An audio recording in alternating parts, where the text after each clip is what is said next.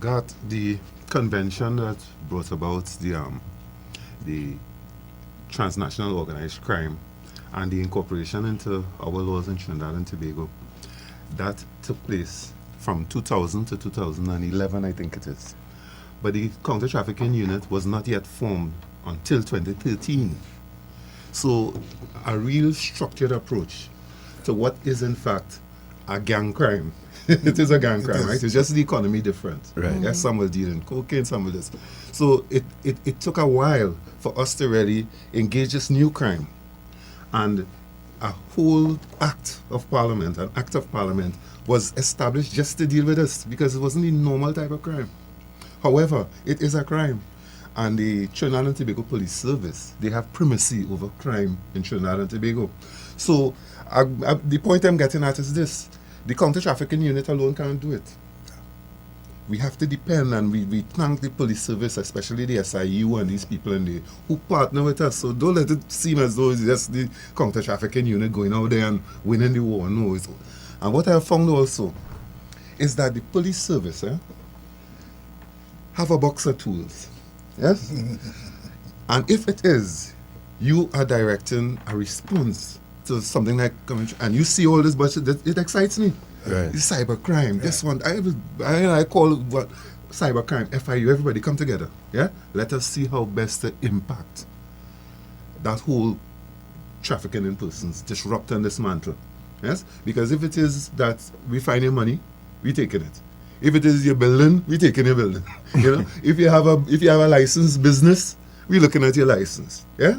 So we looking at it holistically and using the various tools from the box to ensure that in Trinidad and Tobago, it have no quota. They won't give any quota to persons who engaging in trafficking in persons.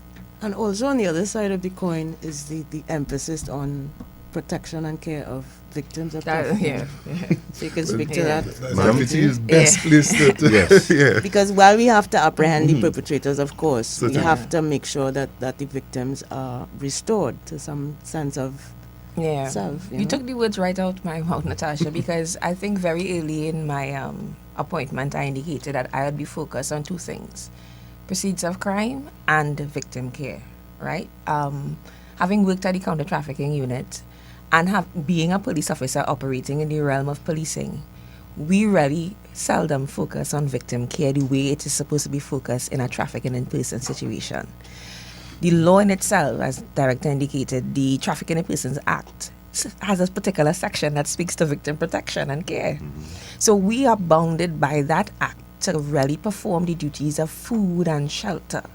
And as the Honourable Minister is speaking about the bureaucracies that come entwined with that, we hope in the near future we are given some autonomy in terms of how can we immediately treat with food and clothing for persons. Because trust me, when we raid a location and they negligee,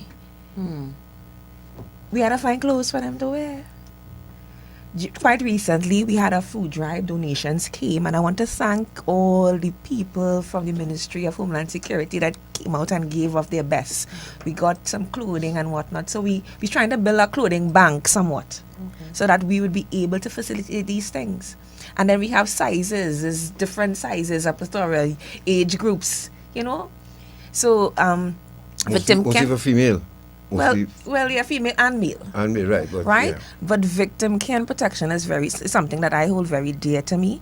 The psychosocial support, and again, we tapped into the Trinidad and Tobago Police Service Victim and Witness Support Unit, and I want to say good morning to Miss Corby this morning and her team. And we have our very own attached to our unit. We also, through our NGO partnerships with La Casita, Adriana, and they come in and do sessions with the girls in their very own language. So we are very much poised and focused in relation to victim care for our victims of trafficking. And you just segueing from that victim care. Victim care requires forecasting the fact that victims are going to fall into your life. That's right. Yeah? And if you don't forecast that, then everything goes awry. Now remember, the ultimate aim is to get that victim to go before the court and tell of their experience. But the time that they stay here, you have to have a humanitarian approach to it. You can't do like somebody said, rather coarsely, send them Venezia and them back home. Our official said that, I wouldn't say who. But that's the wrong attitude. Yeah? That's the wrong. If you need to punish this crime, you need to make sure that your victims and they are well, they are whole enough to go and give that evidence and perhaps re-traumatize themselves while giving that evidence. Yes. So it is a very complex issue, taking care of people with a view to prosecuting others. What I would like to see too, I would like to see eventually the mainstream and social media playing a more responsible role in their advertisement with respect to persons.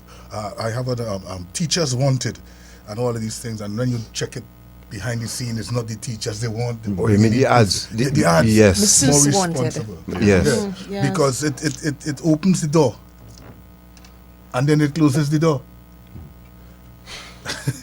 You understand? So Yeah. I would like to see them play a more responsible role. And if it is that we are seeing that at the end of the day nothing is being done, well, probably we may have to watch and legislate in order to get the impact that we're looking for. That's right. It's all about getting impact, a strategic impact on the nation.